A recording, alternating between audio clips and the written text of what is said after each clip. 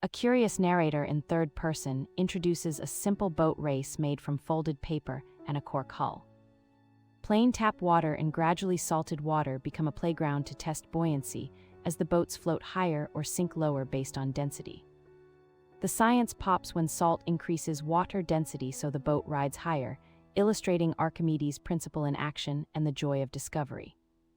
Safety reminders emphasize gentle handling, no sharp objects, and adult supervision for hot water and experiments involving electricity near water.